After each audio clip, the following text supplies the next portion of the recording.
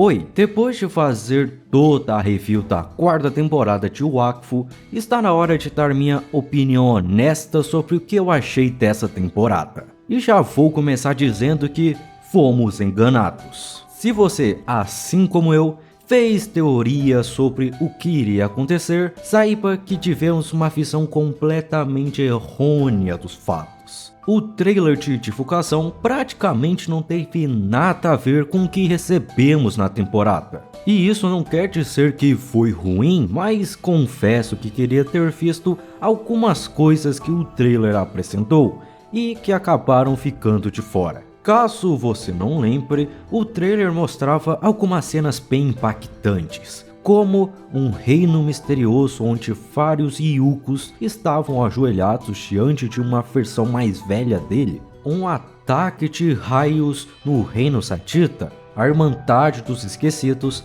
aparentemente tendo um papel mais importante, e a principal delas, Floppy e Ellen vestindo armaduras de combate muito legais. Sério, eu queria muito ter visto essas armaduras na temporada. No geral, o trailer vendeu várias ideias interessantes, mas quase nada disso foi realmente usado na história. Agora que eu tirei esse elefante da sala, vamos falar do que realmente recebemos. E para isso, vamos por partes.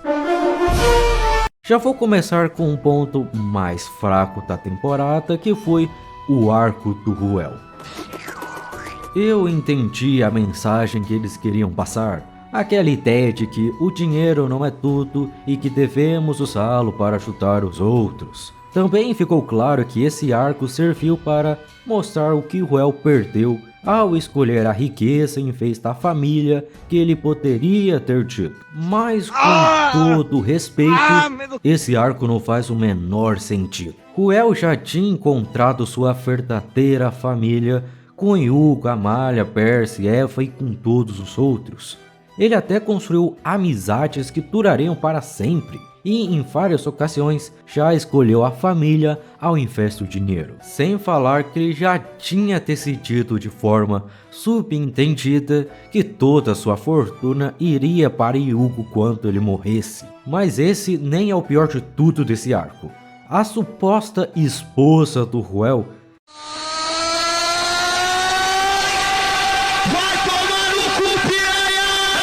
não teve importância nenhuma na história. Ela simplesmente roubou o dinheiro do Ruel, ajudando as pessoas com ele, mas no enredo principal, ela foi completamente irrelevante. Ela não ajudou no ataque do reino Satita, não melhorou ou desenvolveu o personagem do Ruel, não apresentou um novo personagem que seria relevante para o futuro e o pior, não apresentou nenhum novo elemento para desenvolver o mundo de Wakfu. Ou seja, esse arco não serviu para nada além de encher linguiça. Se ele existisse ou não, não faria diferença para a história. Outro ponto que me incomodou foi o desperdício de potencial da Irmandade dos Esquecidos. Muitos dos membros tinham histórias que ainda poderiam ser exploradas, mas foram completamente descartados do enredo. Por exemplo, a Kali, a filha da deusa Sacrier.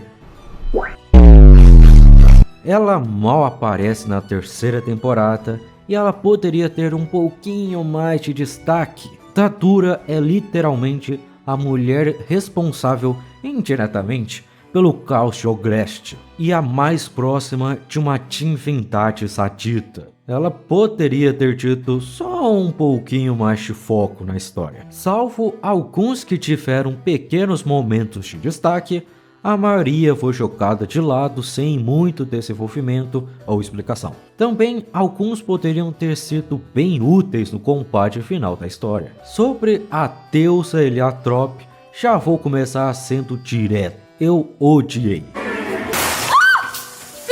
Brincadeira. Odiar é uma palavra muito forte. Eu desgostei do novo visual dela. O visual anterior tinha muito mais estilo e personalidade. Ele passava aquela vibe de divindade cósmica. Algo que além de uma simples deusa, ela era a própria personificação física do Wakfu. Já essa nova versão é meio sem graça. Eu fiz até uma votação aqui no canal para saber qual das duas versões as pessoas mais gostavam. E a primeira versão ganhou com 88% dos votos. Fico feliz que as pessoas têm bom gosto. E teve pessoas que discordaram e trouxeram visões bem interessantes sobre a segunda versão, que era para ter aquela vibe mais de mãe protetora, e até que faz muito sentido, mas ainda prefiro a primeira versão. Outro motivo para eu não gostar tanto dela foi o papel dela na história, que foi muito pouco aproveitado. Ela possui momentos legais, como a discussão dela com os reis e líderes e o ar de mistério que ela sempre conseguiu passar, que não dava para saber se ela estava agindo de maneira honesta e pacífica ou tinha algo por trás. Mas analisando o todo, ela ficou de escanteio praticamente a história inteira. Ela só serviu para chorar e avisar que os Necrons eram uma ameaça.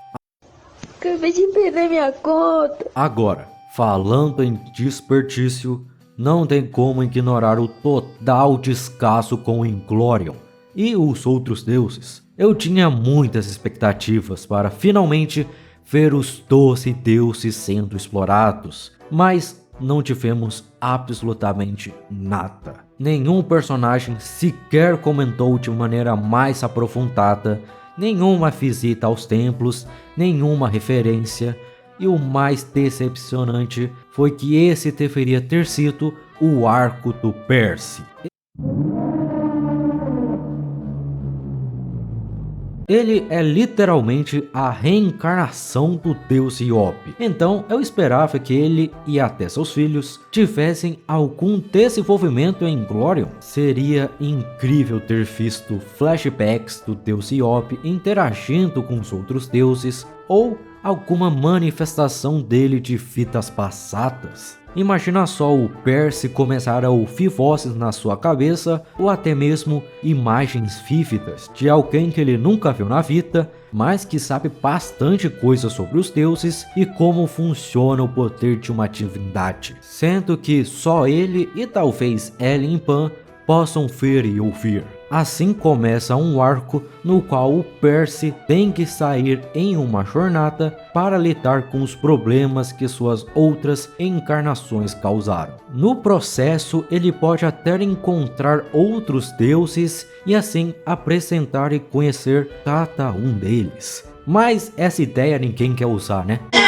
Nenhum desenvolvimento, nenhuma exploração desse tema. Foi meio decepcionante. Já que eu estou falando do Percy, preciso comentar sobre o arco do pai da Eva.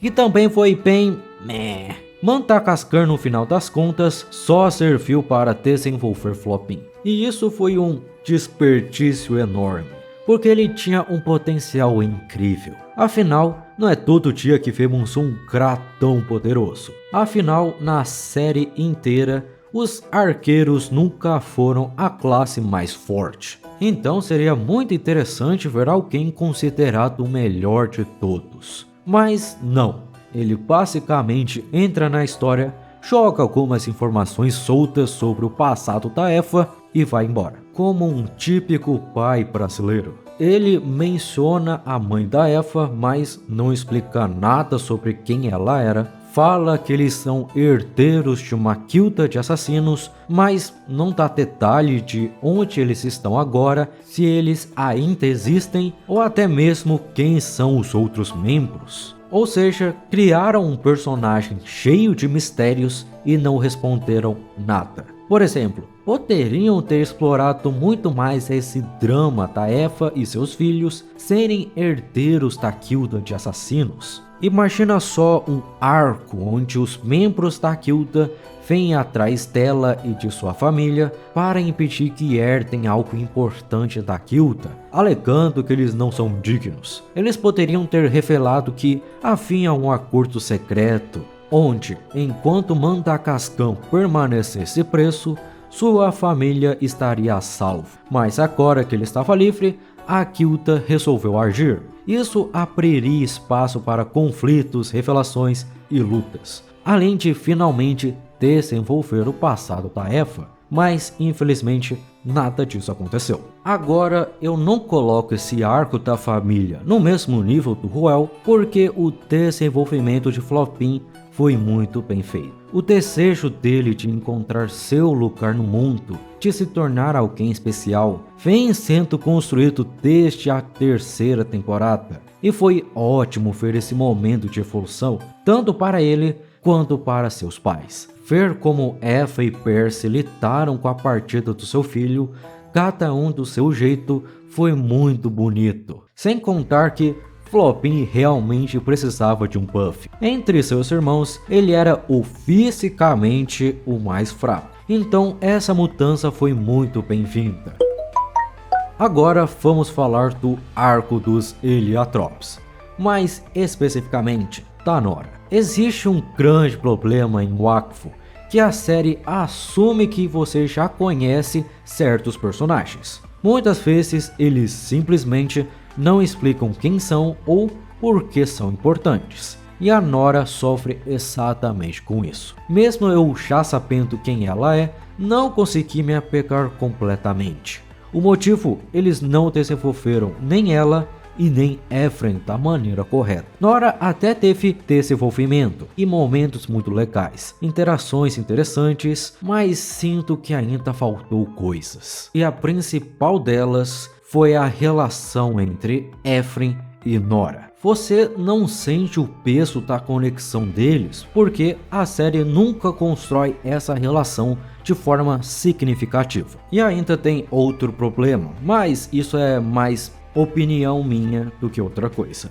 A Nora não tem tanto carisma quanto ela deveria ter. Ela passa a temporada inteira com aquela expressão meio apática e agindo de forma, muitas vezes, meio babaca. Isso não seria um problema se pelo menos tivessem deixado mais claro e, emocionalmente, o motivo dela ser assim.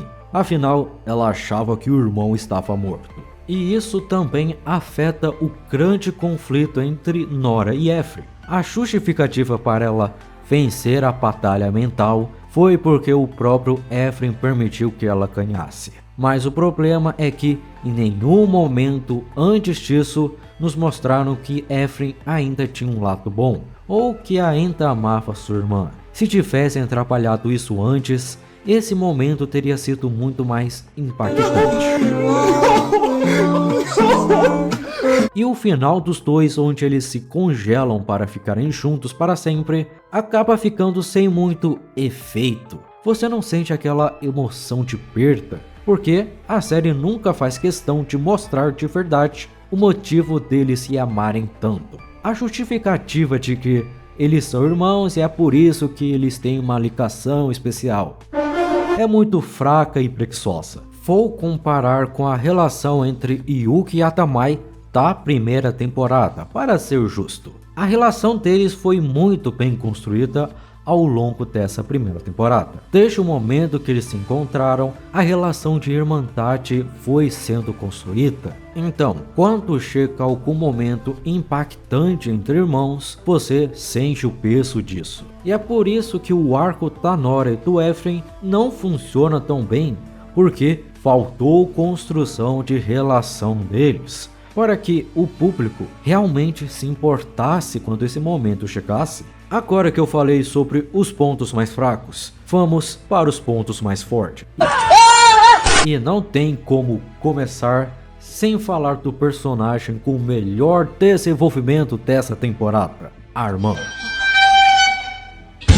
De alguma forma, essa temporada me fez enxergar um novo lado dele, que eu nunca imaginei que teria. Se você observar como ele se comportou ao longo da série, você entende tudo que ele viveu. Essa evolução de irmão babaca para o cara mais sensato da obra faz o total sentido. Desde sempre, Armando nunca foi o filho favorito do seu pai. Sua irmã Amália já tinha um destino traçado como a futura rainha. Então ele se conformou em ser o chefe da defesa do reino. Então seu dever era proteger o reino Satita a qualquer custo. Isso explica porque ele sempre desconfiou da irmã Tashtutoff. Do ponto de vista dele, sempre que eles apareciam, alguma ameaça surgia junto, e não está errado. Além disso, mesmo sem ser o líder, ele sempre precisou assumir essa responsabilidade, porque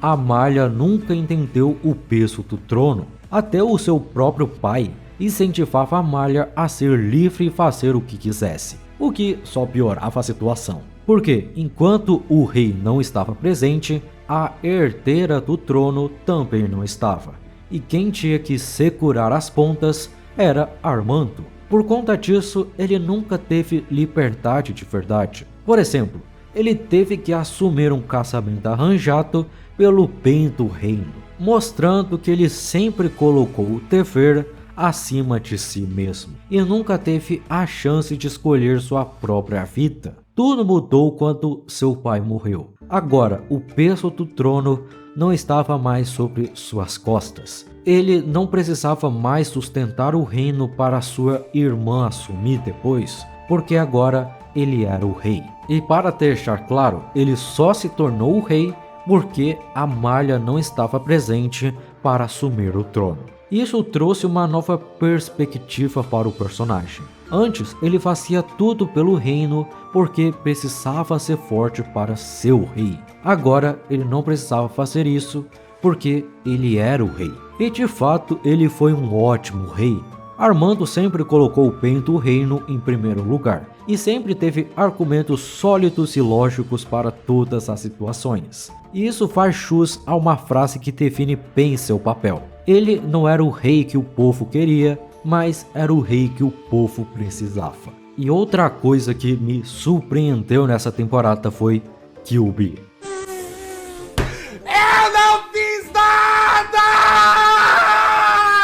E eu tomei no cu! Eu realmente tinha medo de que a série fosse passar pano para tudo que ele fez. Mas, felizmente, isso não aconteceu. Yuko e Atamai e até os outros personagens deixaram bem claro que não esqueceram os problemas que ele causou. Isso foi ótimo para manter a coerência da história. E não tem como negar que o Bill roubava a cena sempre que aparecia. Ele é poderoso, habilidoso e totalmente imprevisível. E todos ao seu redor reconhecem isso, sem falar do carisma absurdo que ele tem. E o desfecho dele foi muito bem feito. Desde o começo ficou claro que Kill Bill realmente se importava com Celiatrops e com seus irmãos. Ele sempre tentou convencer os Celiatrops a explorarem novos mundos, e por viver tanto tempo e ter tanto conhecimento, sua visão sobre a vida e a morte acabou se tornando completamente distorcida. Afinal, quando ele morria, ele continuava sendo ele mesmo, enquanto seus irmãos renasciam em versões um pouquinho diferentes. Isso explica porque ele tem essa relação de amor e ódio com Yuko, uma conexão que vai além de inimigos ou aliados. Eles são irmãos. E como que o Bill enxerga o mundo de uma forma tão única, até ele próprio não consegue explicar direito suas motivações, o que só torna um dos personagens mais complexos e interessantes da série. A psicola está usando células de fetos abortados como adoçante. E sem sombra de dúvidas, Kill Bill foi um dos pontos mais fortes dessa quarta temporada. Agora, se eu falei de Kill Bill, tenho que falar de Yuko. E olha, tudo que envolveu Yuko foi simplesmente incrível. Ele teve momentos épicos e emocionantes, como a conversa com seu pai, o dilema entre ficar ao lado do seu povo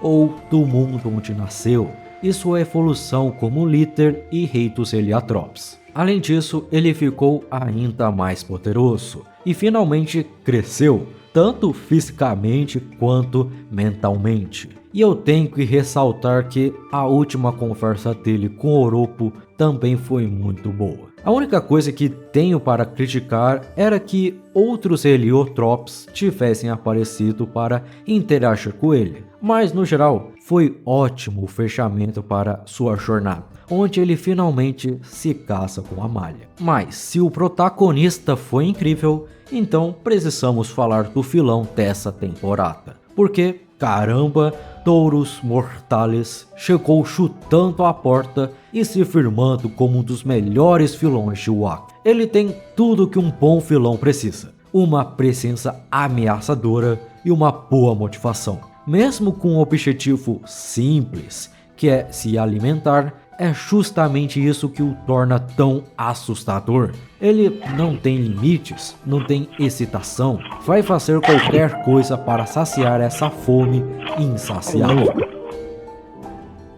E no fim, ele só foi parado porque conseguiram trancá-lo no seu próprio mundo. Porque, sinceramente, ele é praticamente invencível. O mais interessante é a origem dele. É quase como se fosse a história de um herói que acabou se tornando o vilão da sua própria jornada. Ele foi atrás dos Tophos do seu mundo, mas não soube controlar o poder, e isso condenou todo o planeta à fome eterna. A diferença é que, enquanto todos ao seu redor perderam os sentimentos, Taurus manteve os dele. Ou seja, ele tem plena consciência da dor e da destruição que está causando, mas continua porque acredita que precisa fazer isso pelo bem do seu povo. E o que torna tudo ainda melhor que tem vários paralelos entre ele e Yuko.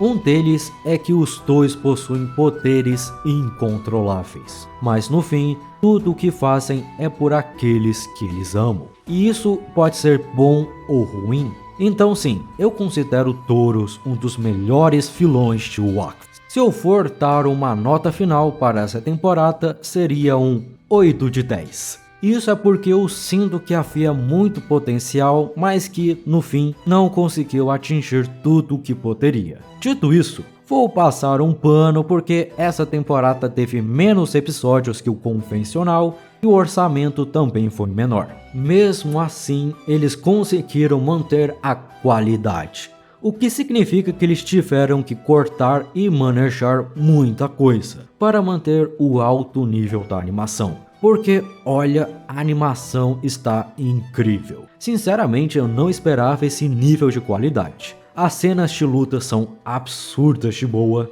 muito bem coreografadas, e mesmo as cenas mais simples têm uma fluidez impressionante. E a trilha sonora e a direção de arte também estão muito boas. Eles conseguem transmitir perfeitamente as emoções e a atmosfera de cada cena. Bem, essa foi minha opinião sincera sobre essa temporada. Se você concorda ou discorda de mim, deixe nos comentários. Quero saber o que vocês acharam. Então, por hoje é só e até um próximo dia.